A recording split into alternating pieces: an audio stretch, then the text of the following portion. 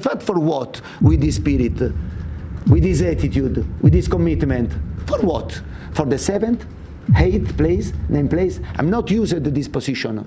I hope the Tottenham fans don't get me wrong, but the only club in my career where I don't have still a deep feeling with is Tottenham.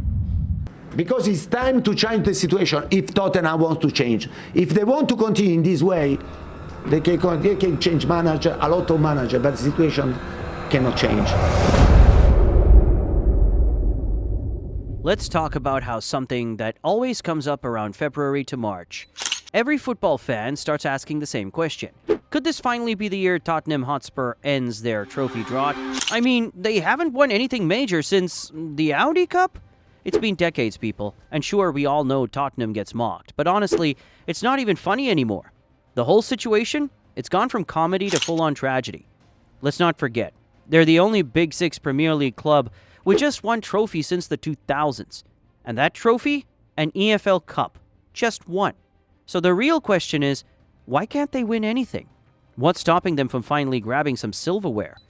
Trust me, it's not as simple as they're just unlucky. There are layers to this issue that stretch back decades. The curse of underachievement. Tottenham's story over the years has been defined by underachievement. They've always had moments of brilliance, but when it matters most, they faltered. Think about it. Spurs always seem to start strong. They look like a team that's finally going to break the curse, but then they hit a wall. Their inability to hold on to a lead or win the crucial games that matter most, especially at the end of the season, is a recurring theme. One of the most painful examples of this is their performance in the 2015-16 Premier League season. Tottenham finished third that year, but it was the way they stumbled over the line that left fans shaking their heads. They were in a genuine title race with Leicester City, a team no one expected to win the league, and yet Spurs couldn't even secure a top 2 finish, dropping points at crucial moments. They crumbled under pressure. Those performances in cup competitions tell a similar story. How many times have they come so close, only to lose in the final or semi-final? The 2019 Champions League final loss to Liverpool is just another chapter in this tragic saga. Spurs were this close to making history, but they fell short. Number 2, the curse of the ownership. A huge factor in Tottenham's struggles has been the ownership structure. For 24 years, ENIC, a company backed by billionaire Joe Lewis, has owned the club. Daniel Levy, who's been at the helm as chairman since 2001, has often been a controversial figure. While Levy has excelled in the business side of things, building a state-of-the-art stadium, securing lucrative sponsorships, and ensuring the financial stability of the club, his tenure has been marked by a series of managerial appointments and decisions that have frustrated both fans and players alike. While Levy's business acumen is unquestionable, his approach to football operations has often been a source of discontent. The club's long-standing policy of prioritizing financial sustainability over ambitious investment in the squad has hindered their progress. This became especially evident during Mauricio Pochettino's era, where the lack of transfer funds left Spurs unable to compete at the top level despite their promising performances on the pitch. Mauricio Pochettino was appointed as Spurs manager in 2014, and Spurs played some of the most exciting football in Europe, with young, hungry players like Harry Kane, Dele Alli, and Son Heung-min thriving. Pochettino led the club to a second-place finish in 2017, their highest league position in over 50 years, and took them to the Champions League final in 2019. However, despite these successes, the club's upper management failed to provide the necessary support. Pochettino repeatedly called for reinforcements to keep pushing for the title, but Levy's reluctance to spend in the transfer market left the squad thin, particularly in key areas. The summer of 2018, when Spurs became the first club in Premier League history to make no signings during a transfer window, was a clear signal that the club's priorities lay elsewhere. The lack of ambition from Levy and the board culminated in a disappointing series of performances post-2019. The club's failure to build on the Champions League final appearance, coupled with a series of poor league finishes, only highlighted the divide between the fans' expectations and the reality at Spurs. Poor leadership and management choices. Now let's talk about leadership, because this is a major issue. Tottenham have been stuck in a cycle of bad managerial choices. It's not like the club hasn't had talented managers. They've had some big names over the years. Mauricio Pochettino, Harry Redknapp, Andre Villas-Boas, and even Jose Mourinho for a while. but the problem has always been the lack of consistency at the top. Take a look at Pochettino, for example. He was the manager that led Tottenham to their first ever Champions League final in 2019. He had the team playing great football. Harry Kane, Dele Alli, Christian Eriksen, and the list goes on. But then instead of backing him with quality signings to take the next step, Spurs decided to part ways with him after a string of poor results in the 2019-2020 season. Why? It's a question that still baffles many. The club didn't back Pochettino in the transfer market, and by the time they did make a move, it was too little too late.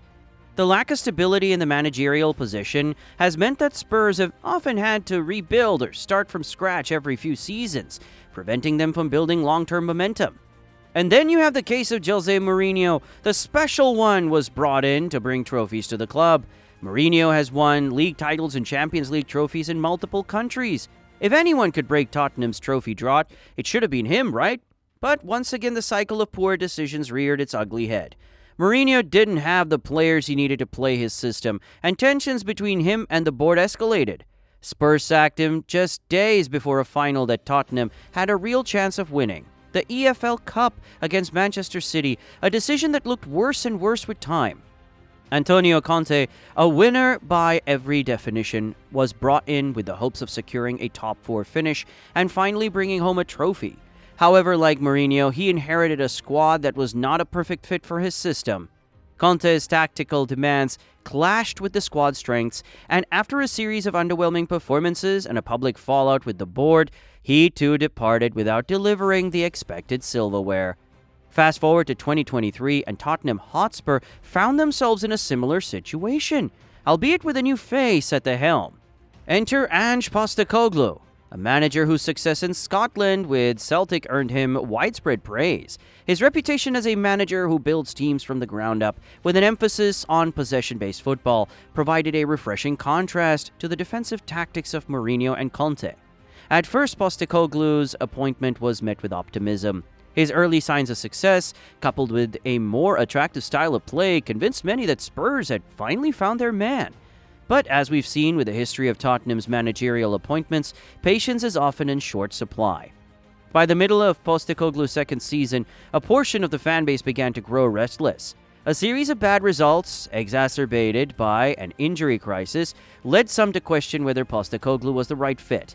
The reality is, Tottenham's issues are far more systematic than any one manager can address in such a short time. The Spurs fans have every right to be frustrated, but they must recognize that the club's issues extend beyond the manager. The lack of support from the ownership, the failure to invest in the squad they needed, and the constant managerial upheaval have all contributed to the club's ongoing failure to secure silverware. The failing of the Spursy Mentality. One of the most painful things to watch with Tottenham is their Spursy mentality. It's a team that's been thrown around in football circles for years, and it's almost become part of the club's identity. Whenever Tottenham is on the cusp of something big, they tend to fall apart. It's as if there's a mental block that prevents them from finishing the job. It's easy to chalk this up to a lack of experience, but it's more than that. There seems to be a fundamental flaw in the mentality of the club. Look at how many times they've been in a good position only to falter under pressure. Whether it's a lack of leadership on the pitch or players not stepping up in crucial moments, Spurs can't seem to shake this reputation. The issue is not just that they lose, it's how they lose. It's the way they throw away leads, collapse in the big games, or get nervous in the final moments. This Spursy curse has been ingrained in the club's DNA for so long that it's hard to imagine them winning a major trophy without something changing fundamentally at the core of the team. Star players, but no one to lead them. One of Tottenham's biggest problems has been the lack of a true leader. Sure, they've had world-class players, Harry Kane, Son Heung-min, Hugo Lloris, and others, but the club has never had someone who could really galvanize the team and drag them over the line when the going gets tough. Kane is a brilliant striker, but he's not a leader in the traditional sense. He is more of a quiet goal-scoring machine than someone who can inspire the team to victory when things aren't going their way. The problem with this is that in big games, you need a leader to step up. You need someone who can calm the nerves, make the right decisions, and get the best out of their teammates. Tottenham's lack of this kind of character in their squad has cost them dearly in high-stakes moments. And let's not forget the other issue, the failure to replace key players when they leave or underperform. When Tottenham sold players like Gareth Bale to Real Madrid back in 2013, they had a massive opportunity to reinvest the funds and build a better squad. But instead of signing multiple quality players, they ended up with a bunch of average signings who didn't live up to expectations. But do you think this time will be different? Can Ange Postecoglou be the man to break the drought? Or is there something deeper holding them back? I want to know what you think. Drop your thoughts in the comments below. And hey, if you enjoyed this video, don't forget to hit that like button and subscribe for more deep dives into the world of football. We've got plenty more coming your way, so stay tuned. Catch you in the next one.